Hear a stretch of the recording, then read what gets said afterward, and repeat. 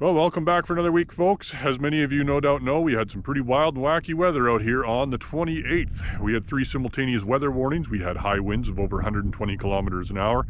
We had grass fires, like you can see behind me, and we had snow squalls.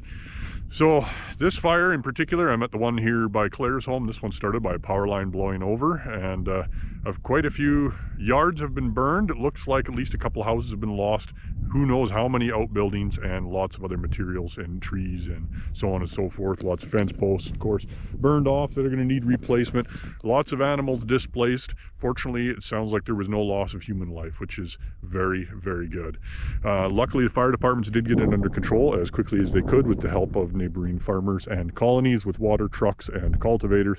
But a lot of the land is burned off pretty good. And over the next few weeks, we get some moisture, we get some heat, and this will come back and green up quicker than you'd think. It doesn't look like it's burned at the moment because all of the ash is basically blown off, so everything is just kind of brown instead of black.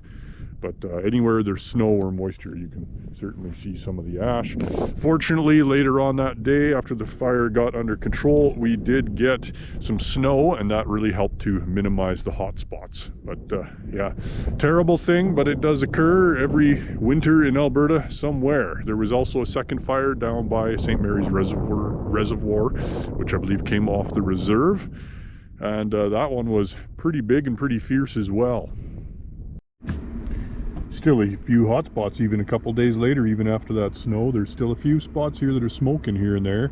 Fire department is out here working, checking hot spots and taking them out one by one. And soil temperatures this week obviously not showing much of an improvement after Sunday night's snowstorm. We've been -10 pretty much every night since, so our soil temperature is still in that -2 to -3 range. And you can see we still got a little bit of snow in this canola stubble, so we will be a little while yet. Right, Fen? Not even paying attention. Eating the snow. Good boy. My cold seed vigor test between Cruiser Vibrance Quattro and BASF Taraxa.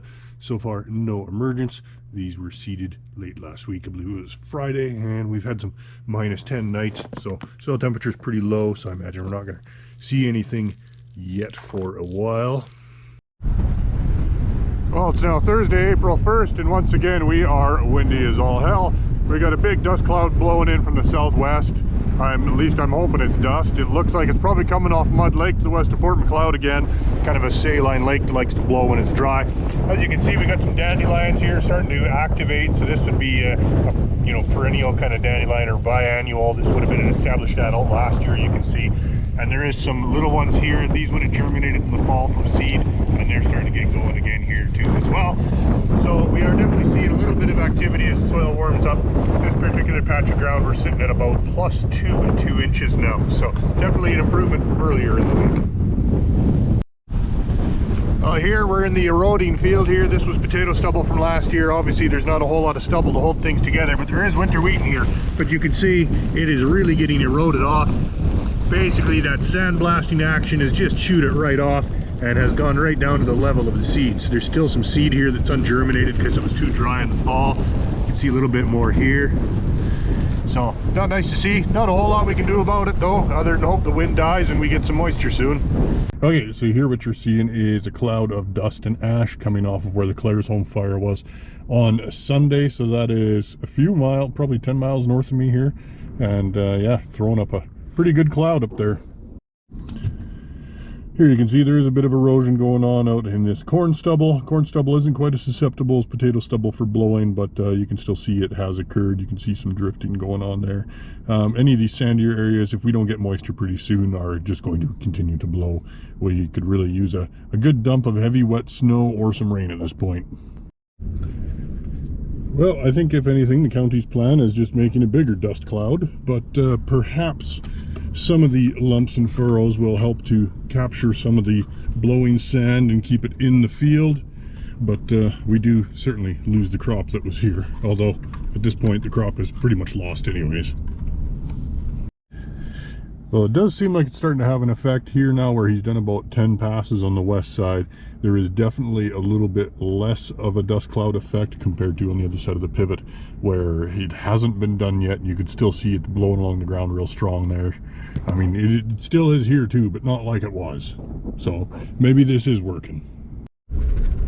Well, it's just getting worse and worse out here now. The winter wheat at this point is effectively done. It's just completely gone. It's either dug out or sandblasted completely off. So they're busy working on the field with the cultivators as quickly as they can, doing alternate passes, trying to slow it down. But yeah, just too late for that winter wheat. Well, as you can see, the winter wheat has been cultivated under as per the county's orders. I don't know how much of an effect it really ended up having on preventing the soil from blowing, but you can see here in the stubble just how much soil actually has blown. The ditches are pretty much full on the ends of this field. So what winter wheat didn't get eroded away has basically been buried or cultivated. So this is now going to be seeded into spring wheat at some point, maybe in the next week or two. I'm up here at the land at Carmen Gay that burned here last week, and as you can see, it is absolutely drifted, full of sand and silt and clay. All these ditches are absolutely full from the volume that drifted yesterday. And that's really the damaging thing to the land after fire like this, is it really increases the susceptibility to wind erosion, and that's exactly what happened here.